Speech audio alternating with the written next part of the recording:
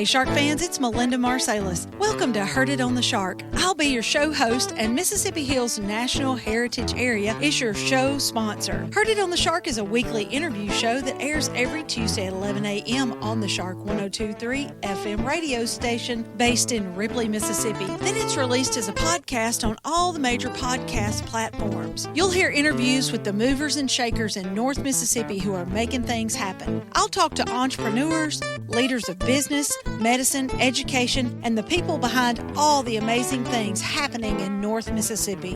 When people ask you, how did you know about that? You'll say, I heard it on the Shark. Heard It on the Shark is brought to you by the Mississippi Hills National Heritage Area. We want you to get out and discover the historic, cultural, natural, scenic, and recreational treasures of the Mississippi Hills that are right in your backyard. And of course, we want you to take the Shark 102.3 FM along for the ride. Musical credit belongs to Hill Country Blues guitar legend Gary Burnside and the late great Buddy Grisham, playing Long Way Home from their album Acoustic Brothers, which was recorded at Sun Bear Studio in Ripley, Mississippi.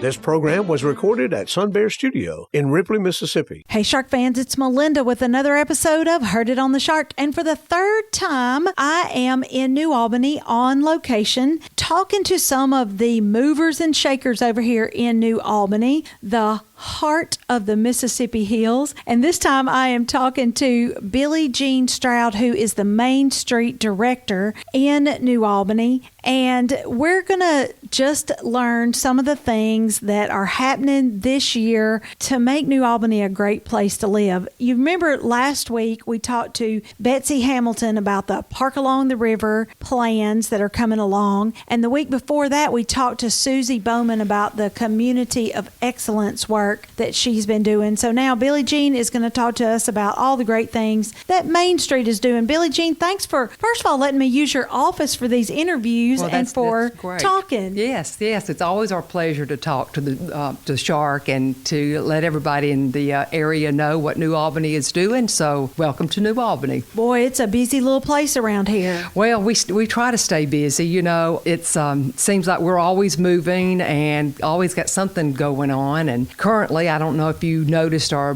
brand new mural on the Nico's building downtown. It's hard to miss. It's beautiful. Gorgeous. Yes, we've gotten a lot of positive feedback on that. That mural was funded through some ARPA funds that Main Streets across the state received a couple of years ago. And so I have 5 murals that are going to go up throughout New Albany. That was our nature mural. And the other murals are going to be historic in nature. We're going to pay tribute to our musicians and our artists. We're going to pay tribute to the history of the jockey yard that was along the river. And then we're going to have another one that just talks about all the assets that New Albany has and the history of those assets. So we're looking forward to those other 4 murals going up as well. And then we'll have a mural trail that we can invite people to come see and learn about the history of New Albany. All the work that's done around here, and I know in my hometown of Ripley, all the work that's done there, it is not funded by any particular thing. You have to go around begging for grant money. That's and right. Hoping and praying that you get the grant. You also have to do a lot of fundraising. So that's exactly right. I believe you told me earlier that's the next thing on the list? Yes, we started a big fundraising project about 3 years ago. It's the New Albany Main Street Gala, and it's always in April, and this year it's going to be April the 26th.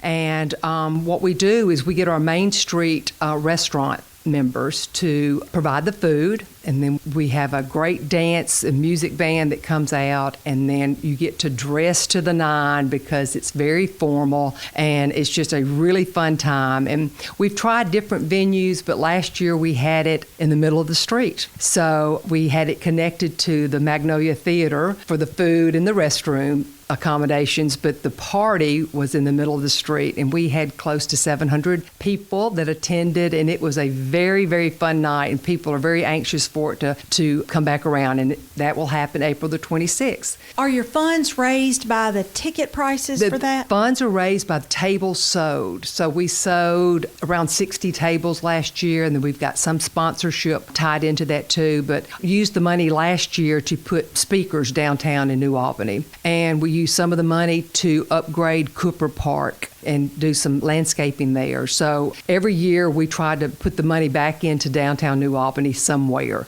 whether it's beautification or assets, maybe benches or whatever, but we will decide that later where that money is going. But it's spent back in our historic district. There's never any end to the need, though, is there? No, gosh, no, because, money is tight in these municipalities, and so if you really want the big fluff projects, you've got to go raise the funds yourself. Okay, so you have your gala at the end of April, then what? Then our next event is a fundraising event. It's our 9th year for Pedaling for Hope. It's a bike ride on the Tanglefoot Trail, and we partner with Regional Rehab in Tupelo, Mississippi. They offer free services to all families in Mississippi and other states, such as dyslexia, hearing, sight, vision, any therapeutic diagnostic testing that you need as a family, they give it back free. And so these funds that are raised go back to regional rehab. And Robbie Parman does a phenomenal job. And we've partnered, like I said, about 9 years ago on this bike ride. And we always look forward to it because the funds absolutely go back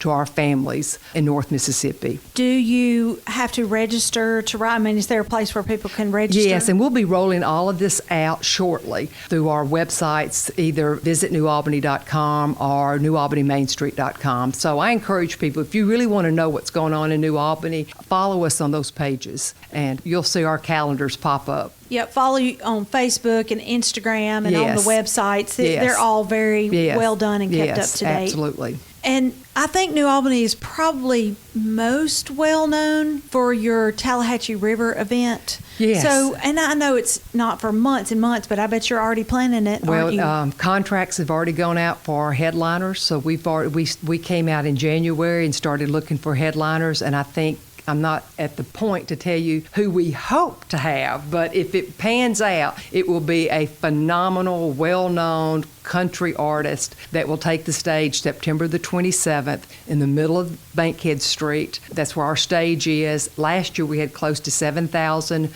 participants that came for the music. We're excited about the possibility of this headliner, so stand by. Billye Jean, just say some of the things that you're proud of about New Albany, because you, like most towns around here, not you personally, but New Albany, like most towns around here, I would say 25 years ago, were dead downtown, and you guys are vibrant and humming now. So, and I know you can't, there's too many things to say, but give me one or two things that has to happen to get that going in the right direction. Well, you've got to have citizens and communities that see a big vision and don't wait to be an elected official or to get paid for your advocacy. Jump in and say that we're going to make our community better. And I'll have to give a shout out to Mississippi Main Street, the state organization, because Mississippi is made up of a lot of rural towns, and we don't get the big industries and we don't get the big storefronts and stuff that come into our communities. So we rely on our historic downtown areas as our economic developer for our community. And Mississippi Main Street lends itself to our communities. And yes, in the late 80s, New Albany was dead, but I am proudly boasting today that we're at 100% occupancy on Main Street and Bankhead. There is not an empty storefront, and real estate is prime. And we are at the point now that we've got to expand somewhere. So there are plans in the book to expand and try to help bring in more retail and more restaurants, and our mix of retail is great. So we've kind of been known as a shopping destination, and then you add our great park along the river, and let's just admit it that the Tanglefoot Trail has a lot to do with it, bringing visitors in and bringing people that want to invest in storefronts. It's just kind of a nice little formula that New Albany's taken advantage of. Yeah, it does. It gives you out of town people who feel like it's a destination. Mississippi's this far off place to them, that they've come to shop and spend money. Right. And that allows your shop owners to stay open, and that allows your local people to come. And so it just builds on itself. Well, COVID was a horrible time in our history and in our life, but the one thing that I think our small communities are benefiting from through the COVID era was that people stayed out of large cities,